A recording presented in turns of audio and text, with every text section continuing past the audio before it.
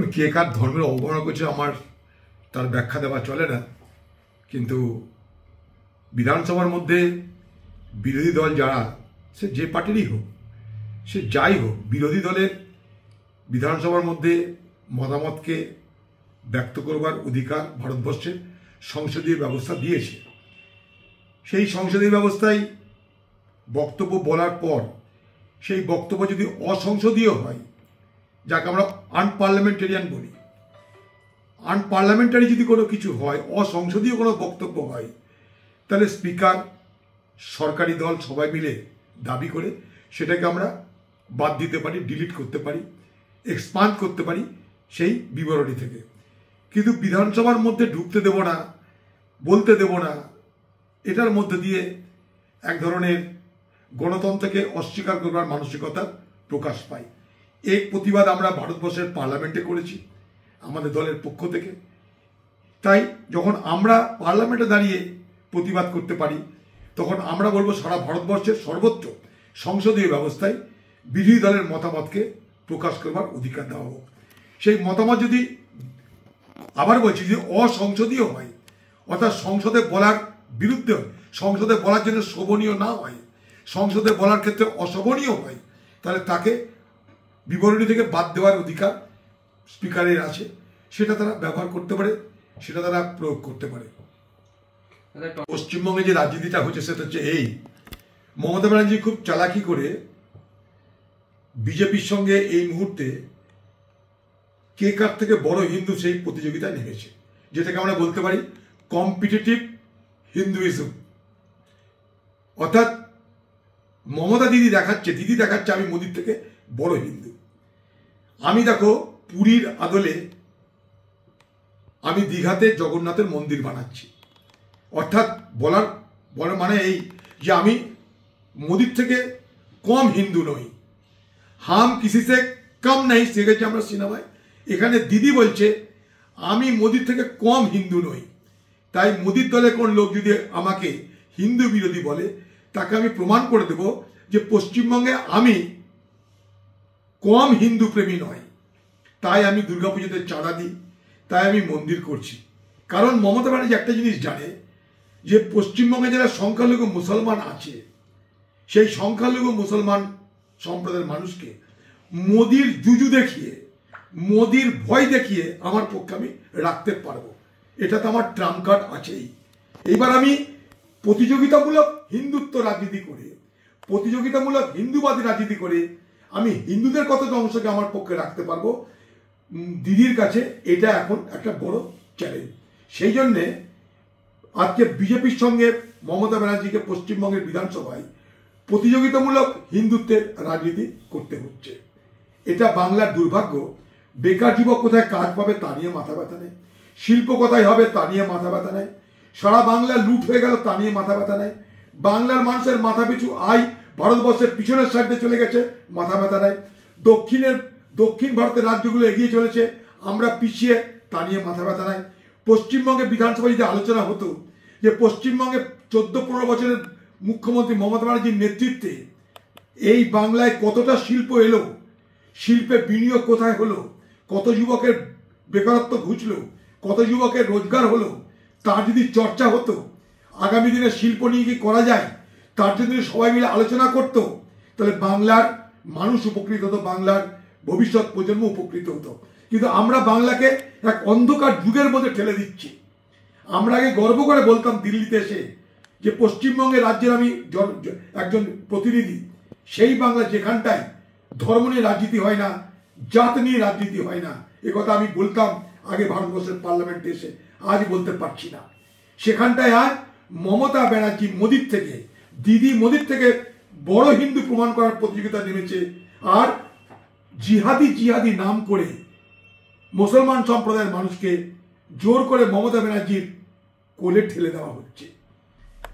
ভারতবর্ষে জিহাদি বলে যে তত্ত্বটা খাড়া করা হয়, যারা জিহাদিবাদীর কথা বলে, জিহাদি তত্ত্বের কথা বলে ভারতবর্ষের বিভাজন রাজনীতি করে, তাদেরকে একটা কথা বলবো যে এই পৃথিবীতে সব থেকে বড় সন্ত্রাসবাদী সংগঠনের নাম আল কায়দা, আইসিস। কখনো শুনেছেন যে ভারতবর্ষের কেরল ছাড়া, কেরলের কয়েকটা লোক ছাড়া এই ভারতবর্ষের কোটি কোটি মুসলমানদের মধ্যে থেকে তাদের প্রতি সমর্থন দেখিয়ে এই ভারতবর্ষের মুসলমানদের কেউ আইসিসে বা আল কায়দায় যোগদান করেছে কখনো কেউ দেখেছেন? তাই স্বাভাবিক কারণে জিহাদি তত্ত্বের কথা আউড়িয়ে সাম্প্রদায়িক বিভাজন করে একটা সম্প্রদায়ের মানুষকে হয়তো ছোট করা যেতে পারে, অপমান করা যেতে পারে, আখেরে কিন্তু দিদির হাত শক্ত হচ্ছে। দিদি কিন্তু এই জিহাদি তোমাদেরকে বলছে মোদি, এই ভূত খাড়া করে, এই জুজু দেখিয়ে, এই ভয় দেখিয়ে মুসলমানদের জন্য কিছু না করে তাদের ভোট আদায় করছে। মুসলমানদের ভোট আদায় করছে মমতা ব্যানার্জি, অথচ মুসলমানদের জন্য কিছু তিনি করবেন না। তিনি হিন্দুদের সঙ্গে, হিন্দুদের ভোট তার পক্ষে রাখার জন্য এখন মোদির সঙ্গে প্রতিযোগিতায় নেমেছেন। তাই হিন্দুদেরকে খাতির করতে পুজোর চাঁদা, হিন্দুদের খাতির করতে দীঘাতে জগন্নাথ মন্দির, কেউ বলছে রাম মন্দির, কেউ বলছে বাবরি মসজিদ, এই করে বাংলার বাতাবরণকে ধ্বংস করা হচ্ছে। দেখুন, এগুলো সব নাটক হবে। যত নির্বাচন এগিয়ে আসবে তত দিদি দেখাবে যে দেখো মুসলমানদের জন্য লড়তে লড়তে আমি প্রায় শেষ হয়ে গেছি, মুসলমান আমার পাশে দাঁড়াও। অথচ এই দিদি এই বিজেপি সরকারের মন্ত্রী ছিল, এই দিদি এই মোদির দলকে হাত ধরে পশ্চিমবঙ্গে নিয়ে গেছিল নির্বাচনী সমঝোতা করে। আর এই দিদির আমলে পশ্চিমবঙ্গের সব থেকে বিজেপির বারবারন্ত হলো। এর আগে বিজেপিকে কেউ চিনত না। মমতা ব্যানার্জির সৌজন্যে, মমতা ব্যানার্জির সহায়তায় আজ বিজেপি বাংলায় থানায় থানায়, বিধানসভা এলাকায় এলাকায়, জেলায় জেলায় পৌঁছে গেল। বিজেপিকে নিয়ে এলো বাংলায় মমতা ব্যানার্জি, লাল কার্পেটে তাদেরকে আতিথ্য বরণ করে। আজকে এই বিজেপি আর মমতা ব্যানার্জি অর্থাৎ মোদি আর দিদির এই লড়াইটাই লাভ হবে একদিকে দিদির, লাভ হবে একদিকে মোদির। এই সমীকরণে এই রাজনীতিটা হচ্ছে। অর্থাৎ বাংলায় ধর্মনিরপেক্ষ উদারবাদী যে রাজনীতি, যার জন্য বাংলা বিখ্যাত ছিল, সেই রাজনীতি যাতে বাংলায় কোনো স্থান না পায়, এই দুই দল সেই চেষ্টা করছে। 2005 সালে আমি এমপি ছিলাম। আমি যেদিকে বসেছি ট্রেজারি বেঞ্চ, মমতা ব্যানার্জি যেদিকে বসতো সেটা হচ্ছে অপোজিশন বেঞ্চ। মমতা ব্যানার্জি কাদের সঙ্গে বসতো? বিজেপির সঙ্গে। তার আগে বিজেপির সঙ্গে ঘর করেছেন, তিনি বিরোধী দলের, তাই বিরোধী দলের যেখানে বিজেপি বসে তার পাশে দিদিও বসতো, মমতা ব্যানার্জি নিজে বসতো। সেই দিন আমি ছিলাম পার্লামেন্টে। সোমনাথ চ্যাটার্জি স্পিকার, এই সরি সর্দারজি আমাদের ডেপুটি স্পিকার ছিল, সোমনাথ চ্যাটার্জি ছিল স্পিকার, আর আটওয়ালজি ছিল ডেপুটি স্পিকার। তো হঠাৎ করে দিদি তার কাছে কিছু বলতে চাইলো, সে বলতে দিল না। কেউ দেখেনি, কেউ প্রতিবাদও করেনি, ও নিজে নিজেই করছে আটওয়ালের সঙ্গে আর ডেপুটি স্পিকার সাহেবের সঙ্গে। দিদি নিজে নিজে কিছুটা তর্ক করলো, আমাকে বলতে দাও, বই করতে দাও। আটওয়ালজি বলছে এখন সময় নেই, এখন আমাদের কোশ্চেন আমার পার হয়ে গেছে, এখন আমাদের বিজনেস শুরু হয়ে গেছে, লেজিসলেটিভ বিজনেস শুরু হয়ে গেছে, এখন কি করে বলতে দিব? আমি বলতে দিবেন না, চলে আপনারা বলতে দেননি। এটা আমরা কি করবো? ওটা তো স্পিকারের সঙ্গে, ডেপুটি স্পিকার ছিলেন, ডেপুটি স্পিকারের সঙ্গে মমতা ব্যানার্জির নিজের কথা কাটাকাটি হয়েছিল। আটওয়ালজি তাকে বলছেন আপনি এইভাবে কথা বললেন না চেয়ারের বিরুদ্ধে, পার্লামেন্টের নিয়ম কারণ আছে, একটা নিয়ম মেনে আপনি নোটিশ দিন, আমি আপনাকে বলতে দেবো, যেরকম বলে আর কি। কারণ সব সময় তো সব কথা বলা যায় না, তখন বিজনেস চালু হয়ে গেছে, তখন বলবে সে, তার ইচ্ছা তাই বলবে, তাকে ওটা করে খবর হতে হবে। তাই খবর হওয়ার, আজকে দিদি যে খবর হওয়ার জন্য প্রতি মুহূর্তে ব্যস্ত থাকেন, এটা কিন্তু দিদির আজকের প্রবৃত্তি নয়। দিদি খবর না হলে সুস্থ থাকেন না, দিদির প্রতিদিন খবর চাই। তখন দিদি একা এমপি, খবর নেই বাজারে, ওই ছিঁড়ে ছুঁড়ে একটা যদি খবর পাওয়া যায়, তাই তিনি ছিলেন।